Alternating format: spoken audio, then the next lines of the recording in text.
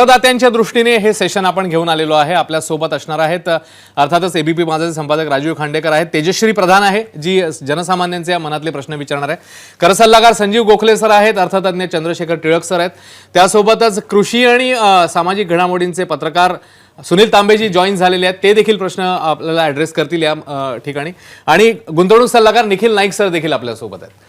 तर सुरुवात करतानाच मी तेजश्रीकडे जाईन. तेजश्री, करदात्यांच्या अँगलने तुझ्या मनात काय प्रश्न आहेत? पुन्हा एकदा बजेट म्हटल्यावर जो काही मध्यमवर्गीय माणूस खुर्ची सरसावून टीव्ही समोर बसतो की बाबा चला आपल्यासाठी काहीतरी घडणार आहे, तर गेल्या 7 वर्षामध्ये आपण बघतोय की काहीही बदल झालेला नाहीये किंवा टॅक्सेस जे आहेत ते पेएबलच आहेत, त्याच्यात कुठलाही बदल झालेला नाहीये.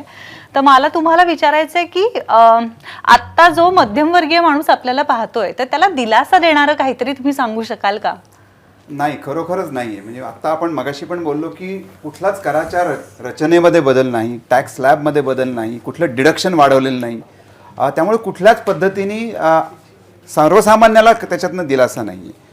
तर त्यात म्हणजे ती मगाशीच म्हटल्याप्रमाणे ती नाराजी आहे. सर्वसामान्य जो टी व्ही समोर बसून नजर लावून बघत होता, आम्हीसुद्धा कर सल्लागार अपेक्षाने होतो की कोरोना काळातल्या गेल्या 2 वर्षात ज्या महागाई आणि एकंदर वाढलेली, तर काहीतरी त्याच्यात त्याला मिळावं, ते ह्या बजेटमध्ये नक्कीच नाही आहे. बजेटमध्ये पेन्शनरांच्या बद्दलचे उल्लेख आले होते. पेन्शनरांना जे बसलेले आहेत त्यांना या बजेटनं काय दिलंय? नाही, त्यांनाही काही दिलासा दिलेला नाही आहे.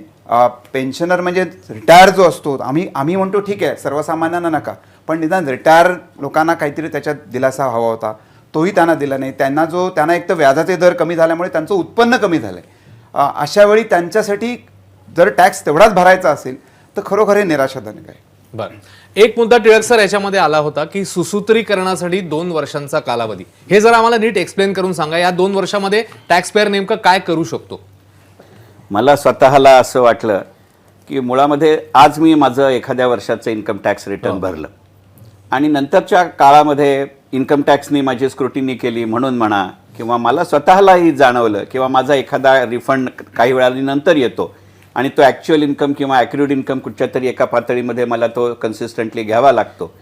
ते जर केलं नाही तर मला इतके दिवस कुठच्याही प्रकारची जी रिवाईज रिटर्न भरण्याची शक्यता होती, कालमर्यादा होती, ती बेताची होती. आता सरकारने असं गृहीत धरलं की ह्यालाही जास्त काळ लागू शकतो, कारण शेवटी आपलं उत्पन्नही नानाविध घटकांवरती अवलंबून असतं. एखादा घटक किंवा एखादा कायदा किंवा एखादं उत्पन्न ॲक्टची आकडेमोड करण्याची पद्धत ही रिट्रॉस्पेक्टिव्ह इफेक्टनी म्हणजे आधीच्या काळापासून बदलली जाऊ शकते, आणि त्यामुळे ही जी मुदत होती ती आता 2 वर्ष झाली. ह्याचा अर्थ ही मुदत यंदाच्याच वर्ष 2 वर्ष राहिली असं नाही. ह्याच्यामध्ये आता जोपर्यंत बदल होत नाही तोपर्यंत आता पुढची 2 वर्ष, आता उदाहरण घेऊ की जर मार्च 2022ला जे आर्थिक वर्ष संपेल त्याची जर समजा माझी इन्कम टॅक्स रिटर्न भरण्याची मुदत जुलै 2022पर्यंत असेल, तर मार्च 2022 या आर्थिक वर्षासाठी मी भरलेल्या रिटर्न्सची जुलै 2024पर्यंत मी केव्हाही बदल करू शकतो. तो स्वखुशीने करा असं गणित आहे. थोडक्यात असं आहे की आता एकंदरीतच सगळे व्यवहार ट्रान्सपरंट झाल्यामुळे कर चुकवेगिरी जो मुद्दा आहे तो खूप कमी होणार आहे.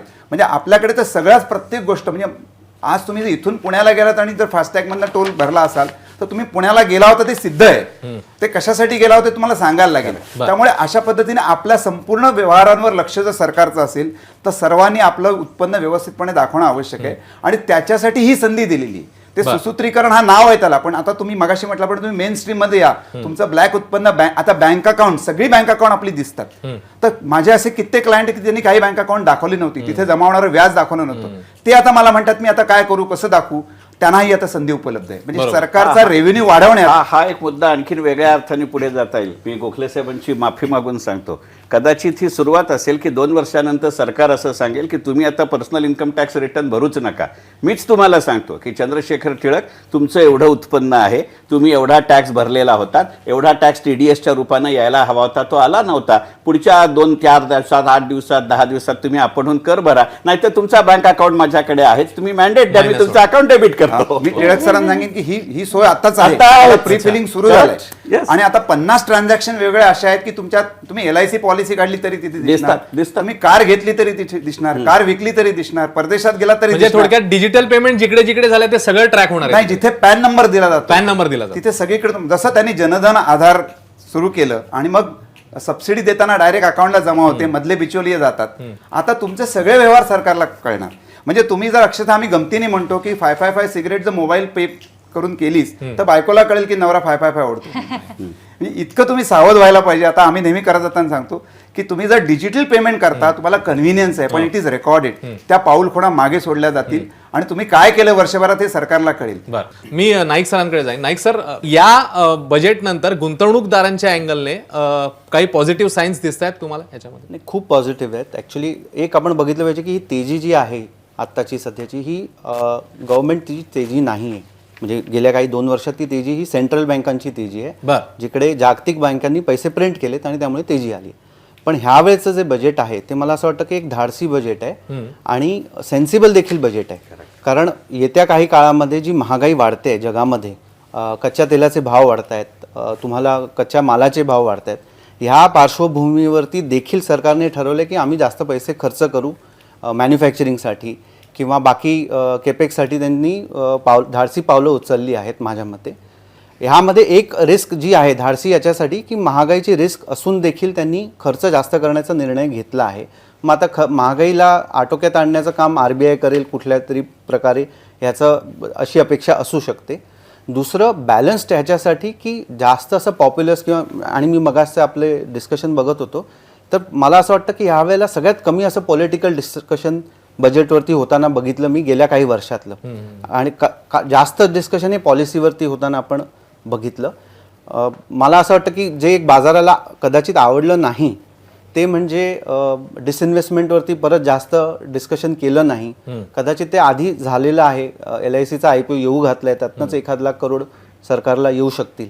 तर हे डिस्कशन परत न करण्याचं टाळलं असेल अर्थमंत्र्यांनी. तिथे कुठेतरी एक निराशा होताना बघितली. पण गिव्हन इलेक्शन्स होणार आहेत त्यामुळे असं वाटलं होतं की खूप असं पॉप्युलिस्ट असं बजेट होईल, पण ते झालं नाही. त्यामुळे बाजाराने त्याला थम्सअप देताना आपण बघितले.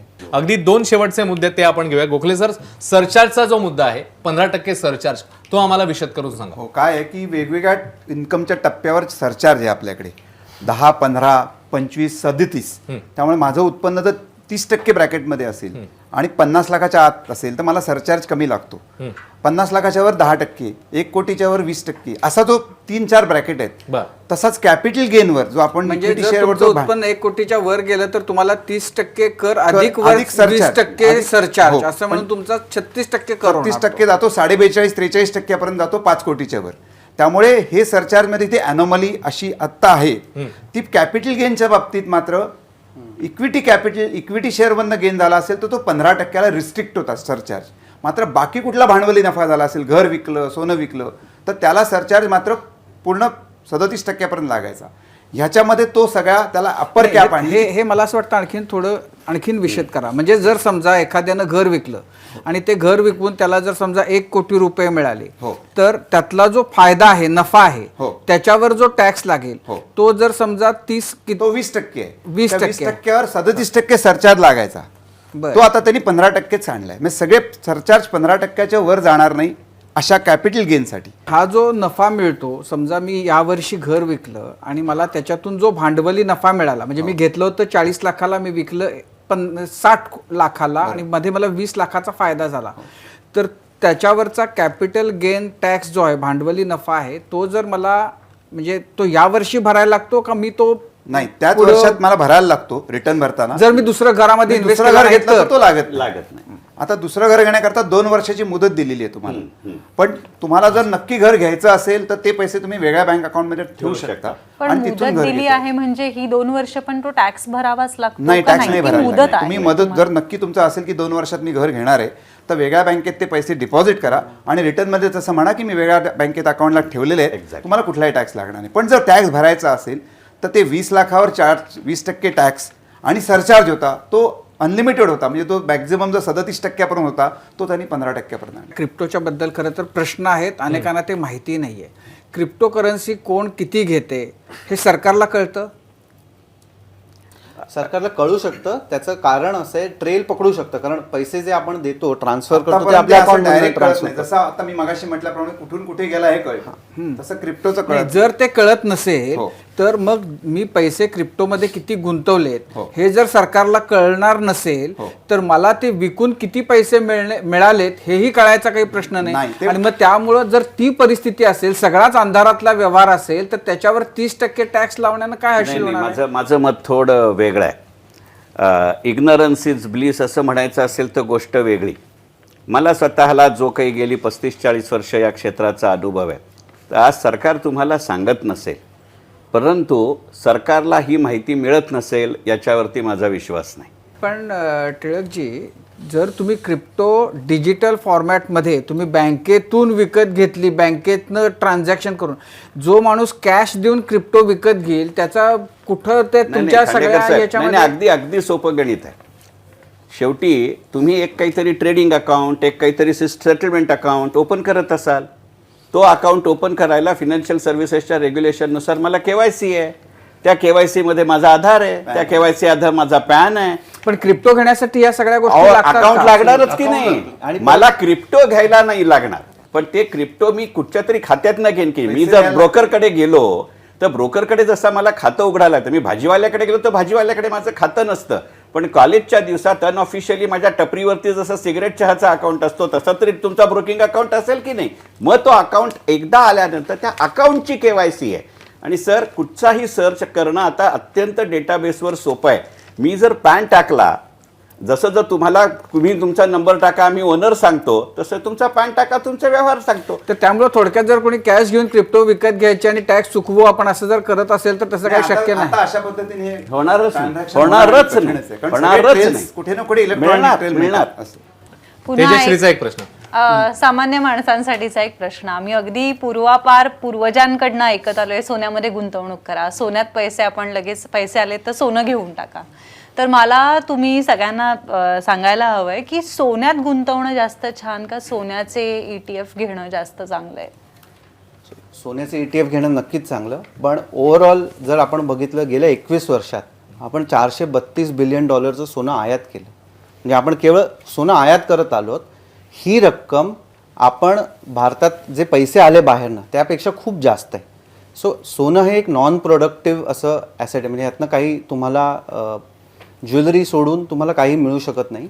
एक खरेदी एक महागाईसाठी इन्शुरन्स म्हणून तुम्ही सोनं घेऊ शकता आणि ते 5 ते 10% तुमच्या ओव्हरऑल पोर्टफोलिओच्या असणं योग्य आहे. मग क्रिप्टोमध्ये जास्त गुंतवणं चांगलं का सोन्याच्या ETF? एक अगदी तुमचं आता आपण इन्स्ट्रुमेंट वाढवायला नको. मी अगदी मोकळेपणाने सांगतो की एकदा तुमच्या स्वतःच्या मनाशी स्पष्ट असेल की मी इथे पैसे मिळवण्यासाठी आलोय आणि मला जेवढा फायदा हवाय तेवढं मिळाल्यानंतर मग ते सोनं असू दे, ते क्रिप्टो असू दे, तो शेअर असू दे, ते ETF असू दे, मी विकायला तयार आहे, तर कुठचंही इन्स्ट्रुमेंट चालेल. सोन्याच्या बाबतीतली आपली अडचण अशी आहे, आपण विकत घेताना सगळेजण म्हणतो मध्यरात्रीसुद्धा सोनं विकता येतं. बाप जन्मात आपल्याकडं कितीही सोन्याचे भाव वाढले तरी आपण सोनं विकत नाही, कारण आपल्या घरी म्हणलं जातं काय वेळ लागलं काय सोनं विकतात का? कारण आपली सोन्यात भावनिक गुंतवणूक आहे. खरंय. म्हणजे 35 वर्षाच्या लग्नानंतर मी गमतीने म्हणतो कुठची बाई एक वेळ आली तर नवऱ्याला विकेल पण सोन्याला विकत नाही. मग असं जर असेल, म्हणजे माझी बायको ऐकत असेल तर घरी जायची सोय नाही, खांडेकरांना करावी लागेल, ती गोष्ट वेगळी. परंतु एक गोष्ट लक्षात घ्या की जर तुम्ही गुंतवणूक म्हणून येत असाल तर ह्या भावनेचा विचार करू नका. खरंय. Also लॉकडाऊनच्या ते सॉव्हर्जिन बॉन्डवर आधी व्याज देतं, पण जेव्हा ते सगळं परत देताना त्याच्यावर टॅक्स लावतं ना. ते Tax टॅक्स free फ्री आहे. आहे. म्हणजे Tax free त्याच्यासाठी 8 वर्ष थांबावं थांबावं. 7 वर्ष. तुम्ही मध्ये जर विकलेत म्हणजे ते मार्केटमध्ये विकलेत तर तुम्हाला टॅक्स लागेल, पण थांबला तर करमुक्त आहे तुम्हाला. आणि दुसरं जसं ETF वर्सेस गोल्ड, केवळ गोल्ड असं जरी म्हटलं ना तर आपण बघितलं लॉकडाऊनमध्ये 14 दिवस आपण घरी होतो. आपण कुठल्याही परिस्थितीत आपली जागा विकू शकत नव्हतो, आपलं सोनं जाऊन सोनाराकडे विकू शकत नव्हतो, पण ETF तुम्ही घर बसल्या Very nice. विकू शकत होता. Very आणि nice. दुसरा प्रश्न तुमचा जो Very होता की क्रिप्टोचा, क्रिप्टोला नाव जे आपण म्हणतो ना त्याला ऑल्टरनेट ॲसेट असं म्हटलं जातं. Yes.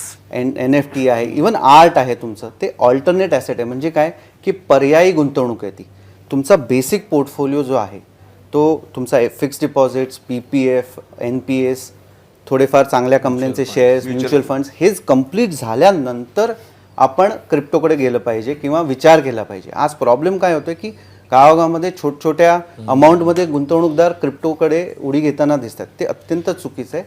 हा ऑल्टरनेट ॲसेट आहे. माझं असं म्हणणं नाही की यातनं रिटर्न होतील, नाही होणार, पण तुमचा बेसिक इन्शुरन्सचा पोर्टफोलिओ ह्या सगळा कंप्लीट झाल्यानंतर तुम्ही ह्या गुंतवणुकीकडे लक्ष देऊ शकता. तोपर्यंत तुम्ही देणं चुकीचं आहे. क्रिप्टो म्हणजे हे basic- पार्किंग ऑफ फंड्स आहे. क्रिप्टो हे इन्व्हेस्टमेंट प्रॉडक्ट नाही. आम्ही बाहेर प्रवासाला चाललोय, चहा प्यायला थांबलो तर मी पटकन गाडी कुठेही लावतो. पण मला जेवायला थांबायचंय तर मला टेबल मिळायच्या आधी गाडीला जागा मिळेल की नाही पाहतो. क्रिप्टो हे स्कूटर पार्क चहा करण्यासारखं आहे. इन्व्हेस्टमेंट ही मी जेवायला हॉटेलमध्ये जाण्यासारखं आहे. गंमत म्हणून थोडंफार तुम्ही रक्कम 5% पण तो फर्स्ट चॉईस म्हणजे तुमच्या बोलण्यात नसलं की सध्या तरी तो फर्स्ट चॉईस असू शकत नाही. सध्या आधी नाही, तो safe कधीच होतं. first choice असू शकत नाही. कधीच नाही. बरं, ठीक आहे. खूप महत्वाचे मुद्दे खरं म्हणजे समोर आले याच्यातनं. मग करदात्यांचा मुद्दा असेल, त्याच्यानंतर क्रिप्टो सारखा मुद्दा असेल, सरचार्ज असेल, एनपीएसचा मुद्दा असेल, या सगळ्या मान्यवरांनी या चर्चेकरता आपल्याला वेळ दिला. या सेशनमध्ये आपण आता इकडेच थांबणार आहोत. या सगळ्यांचे आभार.